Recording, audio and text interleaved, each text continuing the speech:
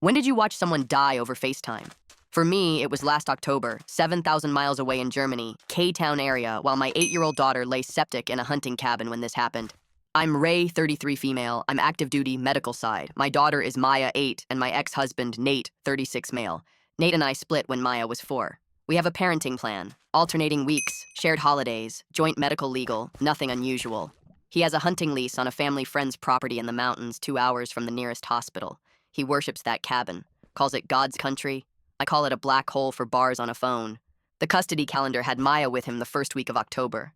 I was on base in Germany, finishing a 12-hour shift. It was late evening my time, when my phone buzzed with a FaceTime from Maya. She was crying. "Mommy," she said, "left side of my tummy hurts really bad." She meant her left, but she pointed to her right lower abdomen on the screen. I've seen that pain before. Too many times. I asked her to show me again. Maya angled the camera down and pressed under her belly button and flinched. Then she gagged and turned the phone just in time for me to watch her vomit off the porch steps. Medical brain switched on like a light. "Where's Dad?" I asked, trying to keep my voice calmer than the blood pounding in my ears. "He went out with Uncle Rick and the guys," she said. "They're staying in the ridge blind. Won't be back till tomorrow night." Her voice was smaller by the end of the sentence. "Who's with you?" "Kelsey," she said. "Dad's friend." Kelsey, 22 female, is the girlfriend of 3 months version of stepmom, the one with a beer koozie collection and a ring light. I swallowed the taste of metal in my mouth. "Put Kelsey on, baby." Maya limped back inside. The picture shook, stuttered, then came into focus on Kelsey sitting at the kitchen table painting a teenager's nails, Nate's buddy's kid, Ty Jr. A sweating can sat beside a half-opened polish bottle. Kelsey didn't look up. "Hey," she said, like I'd butt-dialed her. "What's up?" "Hi, Kelsey. I'm Maya's mom. She's having classic appendicitis symptoms. Right lower quadrant pain, vomiting, tenderness when she walks. She needs the hospital now. This can rupture fast." Kelsey laughed and shook the polish brush over a paper plate. "She's fine. Kids get belly aches." "I'm a medic," I said. "This isn't a bellyache. Please take her in." "Yeah, I'm not doing all that," she said. "First, I don't have permission to take somebody else's kid anywhere. Second, Nate told me about you. He said you like stirring things up. PTSD, control freak stuff. Not falling for it." My hand started shaking. "This isn't drama. If her appendix ruptures, she can go septic. Call 911. Right now." Kelsey rolled her eyes. "We're 2 hours from a hospital. I'm not dragging 2 kids across switchbacks to sit in an ER for 6 hours because you want attention." She went back to the nails. "Then call an ambulance to the property," I said. "On his land?" "He'd lose his mind," she said, snorting.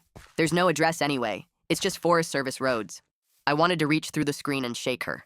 Instead, I told Maya to sit still, sip tiny amounts of water, and try the bathroom again. Then I hung up and started the worst 4 hours of my life. I called the ranger station. They said they can't enter private land without the owner's permission or visible emergency from the road.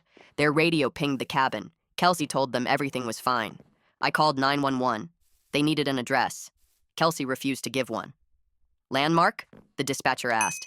"Gate? Mile marker?" I gave them everything I could remember from visits years back. An old tin mailbox, a bent cattle panel, a rusted plow near the turnout. But as a legal address, it was useless. I called Nate 8 times. No answer. I tried his brother, Cal. He said, "I'm not getting in the middle of your custody crap again," and hung up. I called 3 military friends stationed stateside within a 200-mile radius and begged them to drive out. Without an address, they couldn't find it. I offered Kelsey $5,000, then $10,000 to put Maya in the truck now and start driving toward the hospital while I stayed on the phone giving directions. She texted, "You're trying to bribe me into kidnapping. Stop harassing me." Maya kept trying to get to a place with service. Her calls came in and out, little bursts of her face, and then pixel snow. By hour 6, she couldn't make it to the spot anymore. Her voice went thready. She started slurring. Ty Jr. sent me a 30-second video whispering from the bathroom. Maya curled on the tile, lips gray. "She looks really bad," he said. "Kelsey says she's faking." I tracked down the fire chief's personal cell. He told me he wanted to send a truck, but without an address or owner's permission, they'd be trespassing. He gave me exactly what the law would and wouldn't allow. voice tired in a way that told me he'd had this conversation before. 14 hours after that first FaceTime, Nate came back. By the time he drove Maya to the hospital, she was septic, emergency surgery, ruptured appendix, diffusion all through her peritoneal cavity, infection up into the chest, then the brain. You don't think about the brain with appendicitis until you have to. I learned too much about it in a single day. At intake, Nate told the ER he'd gone on a quick supply run and found her like that. Classic CYA language. Kelsey backed him like a script she'd practiced. A physician pulled Nate aside. I was on the phone.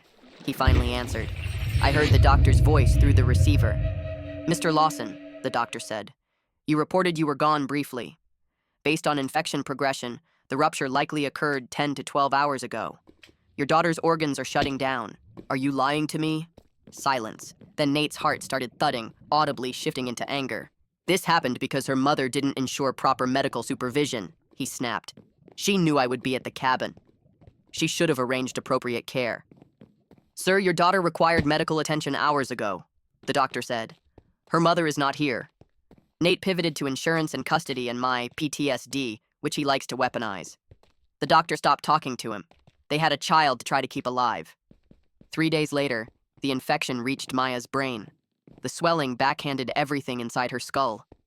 Machines breathed for her. Machines fed her. Machines kept her heart's electrical rhythm neat enough to pass as a life. The ICU consultant told us she might not wake up. I was already in a transport seat on a C-17 when a process server emailed me that Nate had filed an emergency motion for sole medical decision-making. His pleading said I chose career over child and failed to arrange proper care for a known medical risk environment.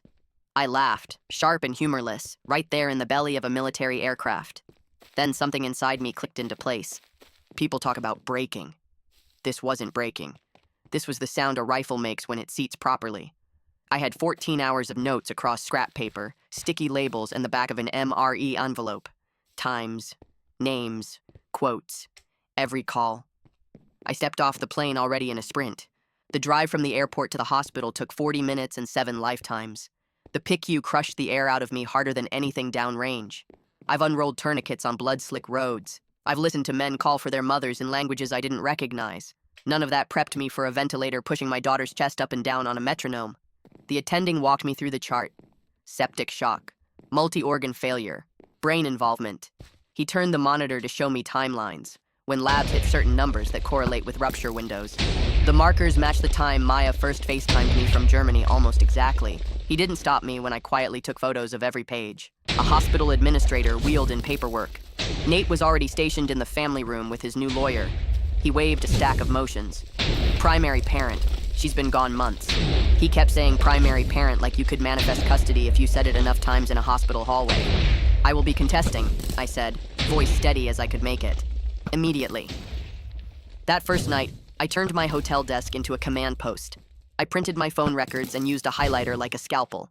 43 calls in 4 hours during the acute window. 17 to emergency services, 8 to Nate, 6 to Cal, 4 to military friends, 3 to the fire department, 5 to Kelsey. I listed exact amounts I offered Kelsey to drive Maya. $5,000, then $10,000, time-stamped from my bank app. I transcribed Kelsey's text calling Maya dramatic and me psycho. I saved the video from Ty Jr. to 3 drives in my cloud. I wrote out every call I made to the ranger station and the fire chief's personal cell. Documentation wins battles. I wasn't going to lose on, he said, she said.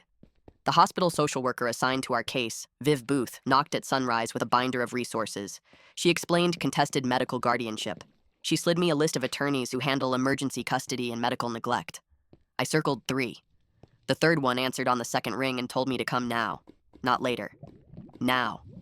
Eliza Haney, mid-40s, sat me in a small conference room and said, "Tell me everything." In order, I did. She didn't interrupt. She asked me twice to repeat the part about the ranger radioing the cabin. When I showed her the 43 call printout, her mouth set. "My partner handles med-mal. My brother does PI," she said. "We'll file the emergency response by end of day and lock down a hearing." She looped in Matthias, med-mal, and Rayner, PI, in minutes. It stopped being my disaster and became our case. That afternoon, the hospital changed policy for our file. No major decisions without both parents plus physician sign-off until the court ruled. Small win, big relief. The next 72 hours were a machine. subpoenas to county property records for the exact parcel coordinates, gate photos, and 911 locator status. Spoiler, there was a locatable address. Freedom of Information request to the fire department and ranger station for radio logs that night. Digital forensics on the FaceTime logs, preserving metadata. Every dropped call, every reconnect, every tower ping when Maya walked the same route for signal until she couldn't. Expert retention. Dr. Alfonso Guerra, pediatric surgeon, to map rupture to sepsis windows. Guardian ad litem appointment. Hugh Griffith, former pediatric nurse turned attorney, to represent Maya's interests alone. JAG contact, military legal. Ron Waller, to produce affidavits about my service record and mental health clearances, because Nate wouldn't stop murmuring PTSD like a spell. Every time I left Maya's room, I came back with more paper. The nurses started keeping space cleared on the family desk for Mom's binder, which ate whole reams and never got full. Evidence came in like steady rainfall. The ranger logs, 2147. Radio contact established with cabin. Adult female stated, "We're fine." Maya had already been vomiting 2 hours at this point. Fire department CAD. 3 attempted response entries tagged. Owner refused access, no visible emergency. County parcel. Legal address assigned 15 years ago. 2 clear access points. Prior EMS responses logged. Broken leg. Anaphylaxis. Wireless provider. Tower pings traced Maya's phone through 12 attempts to reach a signal. Each track shorter than the last as her body failed. Last successful FaceTime 6 hours before intake. Raynor dug in places I wouldn't have thought to look. Hunting check-in. Digital log at Willow Creek Station shows Nate checked in at 6:15 and didn't check out until 21:45. 15 plus hours gone, not a quick supply run. Kelsey's socials, through a mutual. Raynor got screenshots. 7 p.m. doing shots. Babysitting vibes. 8:15 p.m. beer lineup on the nail painting table. 10:30 p.m. dancing in the cabin living room while Maya lay on a bathroom floor dying. Timestamps and location tags placed her in the cabin during the exact hours she dismissed a sick child. Alfonso read the operative report and labs and wrote a summary so clear even a judge with no medical training could follow. Based on peritoneal fluid, lab markers, and intraop findings, likely rupture occurred between 2000 hours and 2100 hours. Intervention within 4 hours would almost certainly have prevented septic spread to the CNS. 14-hour delay led directly to multi-organ failure and brain edema. He put numbers to it. Less than 2 hours equals 95% chance of full recovery. 4 hours equals 70% chance. 8 hours equals 40%. 14 plus hours is less than 5% chance to avoid brain damage. He used phrases like preventable and proximate cause that lawyers love. CPS got pulled in by the hospital's mandatory report. Siobhan August interviewed me in Maya's room while I adjusted lines. She returned a week later, tight-lipped, after interviewing Nate. She didn't share details, confidentiality, but she did ask me whether I'd be willing to demonstrate Maya's care routine for the Guardian ad litem. Translation: someone's credibility wasn't holding. Meanwhile, my time in the PICU turned into a job. I did range of motion to keep Maya's joints from freezing. I learned her ventilator settings and caught tiny corrections before alarms. I tracked every lab trend on a notepad for my own sanity. Even if the medical team already had it 10 different ways, it helped me do something. I became the person nurses asked, "What was her temp last night?" because I'd written it down next to how long it took the Tylenol to work and where on her foot a pulse ox reads fastest. Nate showed up during business hours and posed like a worried father during scheduled family meetings. When the neurologist mentioned we might need to discuss care goals if there was no improvement, Nate cut in, "Everything possible." He looked at me when he said it, like he decided I was the villain who wanted to pull the plug. I asked quiet questions about comfort, pain management, and the line between minimally conscious and persistent vegetative state. I printed research on sensory stimulation protocols and asked whether music therapy makes any difference in low-response kids. The ethics panel later noted I was the only parent to ask about palliative care, in addition to aggressive support. 3 things happened in fast succession. Hospital bans Kelsey. After Viv saw the drinking screenshots and ranger logs, security removed Kelsey from the visitor list. She tried to come anyway. Security escorted her out while cameras watched. Nate yelled, "You're poisoning everyone against me," across the lobby and found himself talking to a wall of shoulders and a sign about code of conduct. Viv wrote the incident up in her file. Hugh, gal, observes. He came at 6 o'clock one morning and stayed most of the day. He watched me reposition Maya to prevent pressure sores. Listened while I told her about 3rd grade field day and the way her front tooth looked in the last photo she took on my phone. He saw how the respiratory therapist deferred to me for last known successful suction techniques. He noted that I was present 12 to 16 hours most days. He noted Nate's pattern: show up for scheduled hour, sit in corner, scroll phone, ask if there were any updates. Nate's story phrase. Hugh interviewed him the next day. Eliza phoned me later. Ray, he contradicted himself 3 times. First said he rushed back at first text, then claimed he didn't receive any, then admitted he saw multiple missed calls but assumed it was custody drama. When Hugh presented the hunting checkout time, Nate blinked like a man watching a plan dissolve. The first hearing was on evidentiary issues and temporary orders. I wore my dress uniform and sat so straight my back spasmed later. Nate's lawyer tried to exclude the phone logs, foundation, the social screenshots, hearsay, and Alfonso, Daubert. The judge, gray suit, eyes like river stones, listened politely and then admitted almost everything.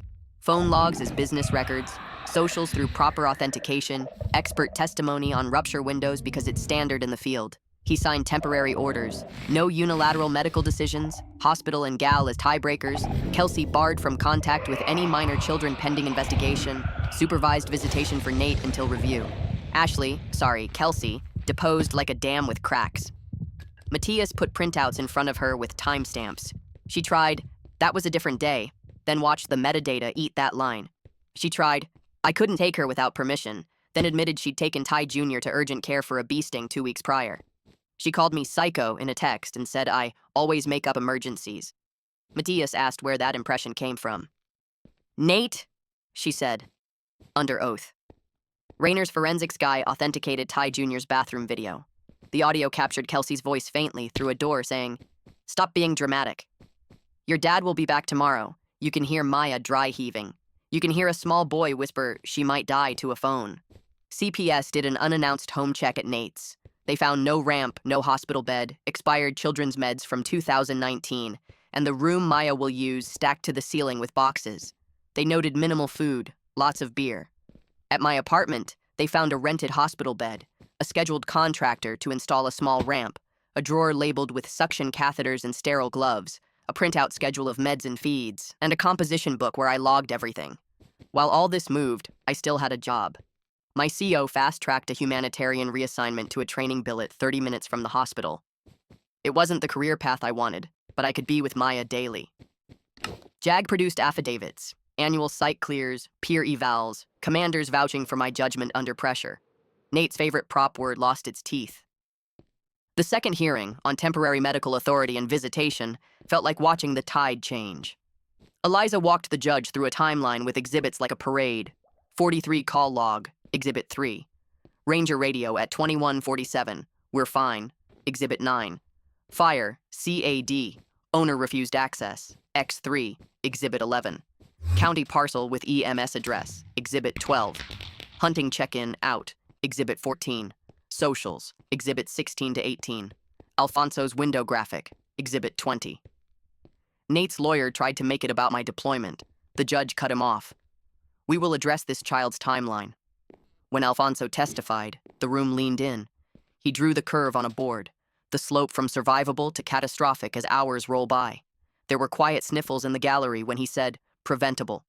The court ordered shared medical decision-making with the hospital and gal as tiebreakers. Kelsey permanently barred from supervising Maya or any child during the pendency.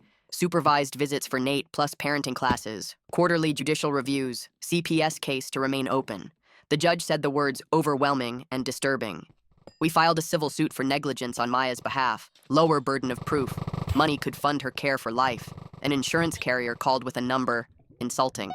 Matthias ran the lifetime care plan math, equipment, therapies, home modifications, in-home nursing when I'm not enough, inflation, and countered with a number that made my stomach drop and then, weirdly, unclench. The fight shifted from if to how much. Not everything was court and binders. In PICU, life shrank to hours.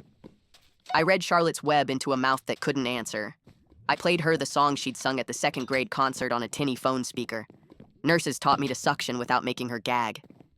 The respiratory therapist let me tape a tiny glitter star to the vent monitor so Maya would have something bright in her eyeline when she tracked movement. Some days she seemed somewhere else entirely. Other days her eyes followed me across the room with a focus that felt like a hand on my sleeve. 6 months after the first call from the cabin, she squeezed my hand. Not a reflex. The PT tested it 3 different ways. Intentional, she said. Don't read too much into it. But yes, intentional. I cried in a supply closet so hard I broke a box of tongue depressors. I wish the story ended there, on a tiny good thing after a monsoon of bad. It doesn't. There's one more part. The part that took this out of the realm of stupidity and cowardice and into you chose your pride and your crimes over her life. The twist, why he really wouldn't let anyone on that land.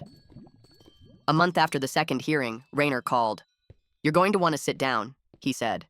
I pulled body cam from a wildlife enforcement action last spring and cross-referenced with public records.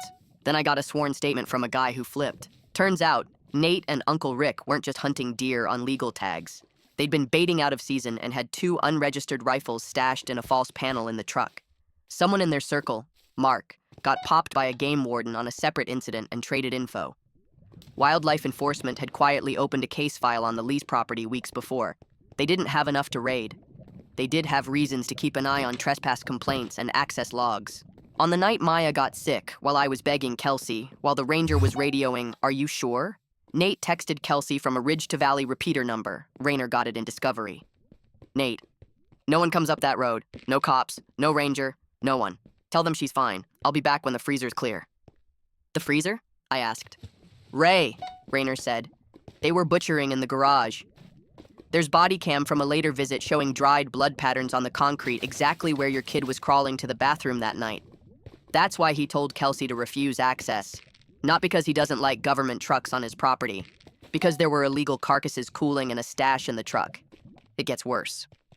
The hunting station checkout at 21:45 wasn't the moment he headed back out of love. It was the moment they finished cleaning the scene. Cell site analysis put his phone back near the cabin around 23:15. He waited over 3 more hours to put Maya in the truck after that. Rayner got a copy of a 2-minute audio clip from Mark, who had kept everything. You can hear Nate's voice telling Kelsey, "Don't you dare bring people here.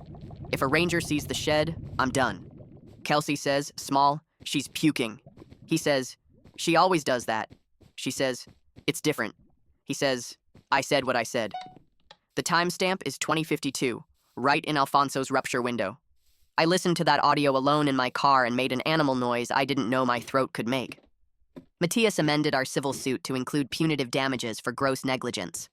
The DA opened a criminal investigation, not just for the wildlife stuff, which on its own is fines and humiliations, but for child endangerment and obstruction. I don't know how that will end. Prosecutors are slow and careful. I do know that when Nate's lawyer emailed Eliza with a new settlement offer the next day, mutual non-disparagement, he keeps decision-making, supervised visits for you. Eliza wrote back 1 line, number, and attached the audio. People ask what justice looks like to me now. It used to be a big monolithic thing. Capital J justice, prison, headlines, moral clarity. I still won't cry if a booking photo shows up someday. But mostly, justice looks like this. A thick folder in my bag with a court order that says he doesn't get to make unilateral decisions anymore. A ramp on my apartment steps. A trust account with money earmarked for Maya's care until long after I'm gone. A gal who writes things like, "Mother demonstrates extraordinary competence," into formal reports that live in the clerk's office forever. A nurse who calls me when a new resident tries to reduce stim time because it seems pointless, and I get to say, actually, here's the protocol and here's the judge's order backing it. Justice is boring. It's forms filled out in triplicate and sent certified mail. It's knowing what a CAD code means on a fire report. It's being so tediously prepared that no one can bulldoze you with a shrug and a lie again. Some nights, when the monitors are quiet and the hallway lights are dim, I put Maya's tablet on her tray and play her old videos. There's one from last summer, teeth gap and sunburnt nose, singing "We Don't Talk About Bruno" into a hairbrush. The tablet overlay shows little hearts popping up when people react. She's laughing so hard she snorts.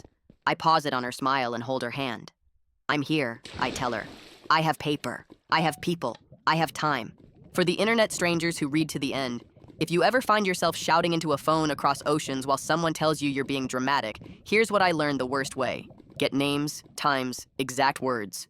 Write them down as you hear them. Call everyone. Rangers, fire, 911, a friend of a friend's cousin who knows the road. Let the record show you tried. Screenshots are fragile. Print them. Email them to yourself. Export metadata. If someone spits PTSD at you like a slur, answer with records, not rage. A binder is a sword. A GAL is a shield. A nurse is both. No address is rarely true. Parcel numbers exist. CAD logs exist. Dispatch recordings exist. Ask for them. Love your kid with receipts.